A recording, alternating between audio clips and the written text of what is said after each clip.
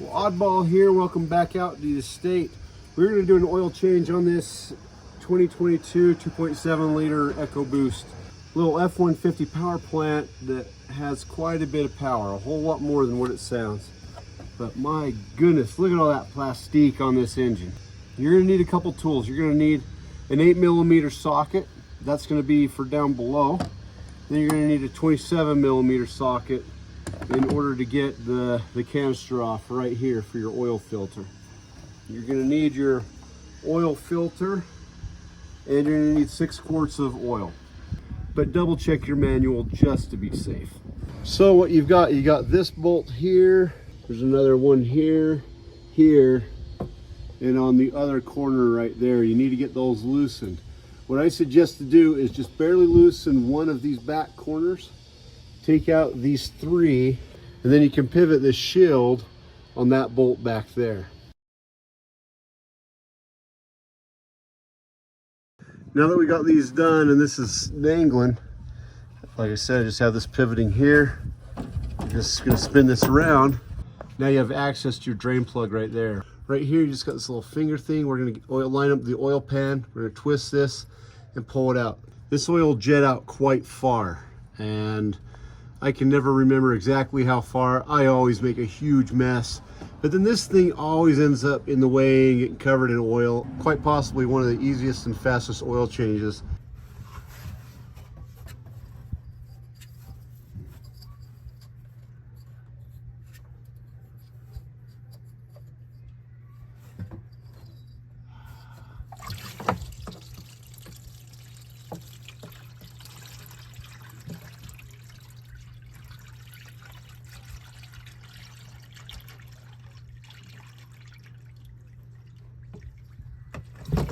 Ah, crap. I did it without spilling, and then I dumped the whole stinking piece of freaking garbage. So there you go. And you can see how it just drips all over the members of this truck, even on that little lip right there. But that annoys me even more. Right, now while that's draining, I'm going to finish loosening this up. What I like about this is a nice thing. They now tell you to tighten it down to 24 plus or minus 2 Newton meters. I don't know what that means. How's that going to help me out? To tell you the truth, what I do is I just tighten this down just so it's snug. You don't really need this thing tight. It's not going to loosen up. I never had one loosen up, and this one is not having any problems since the last time I changed the oil on it. But there's your canister right there. And right there is your filter. Now, looks to me like that thing could have gone for 20, 30,000 more miles. All right, so what I'll do is I come in here, I'll just very carefully clean this out.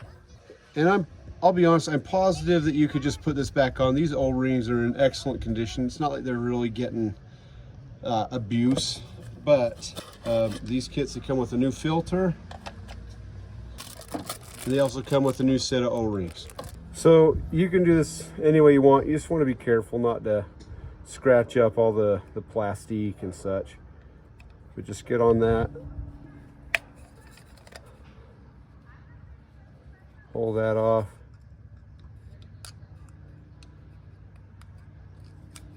These ones come off real nice and easy. Most of the time when I see these, they're red, but I've had a few that are black. It's just a coating, and you can see that coating actually kind of rubs off in there.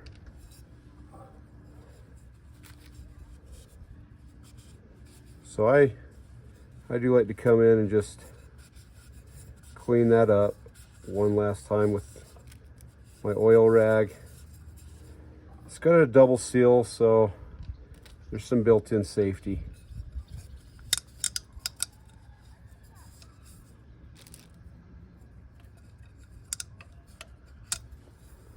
I probably they're dripping oil everywhere. Take some oil and rub on those seals. Good as new. That's good because they are new. All right. This one's the biggest pain in the butt to get on, this little O-ring right here. Just because you're trying to get over this little crisscross. It's not hard, but it's a pain in the neck. Hey, the thunder's rolling in. So I like to just pinch it into there on one side. I really grabbed the wrong hook. I have a better hook that I use it for this usually. Just pull that onto there and you're golden.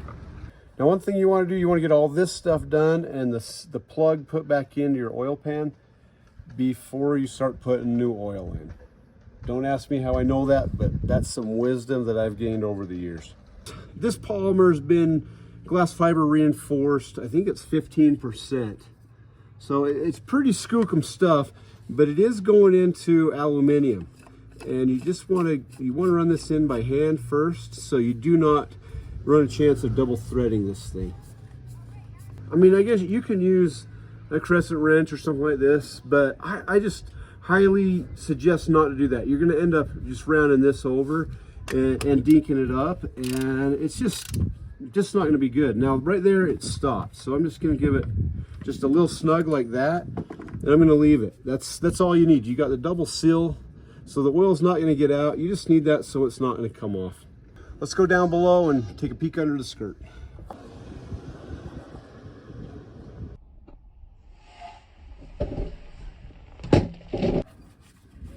So I just cleaned that off, just to reduce the risk of dirt and crap falling in there.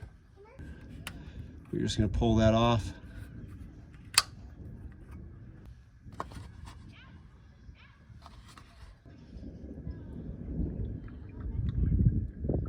So on these EcoBoosts, they're a high compression engine. You really need to be running a full synthetic in this. You can do whatever you want, but as for me, I'm going to run full synthetic.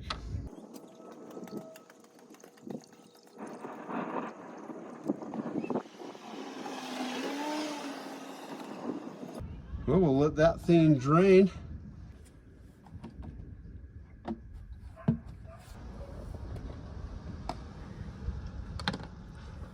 Well, and that's all there is to that one, really. And we are done. This video was sponsored by Ford, and by sponsored by means that I gave them a big chunk of money and they let me drive the vehicle.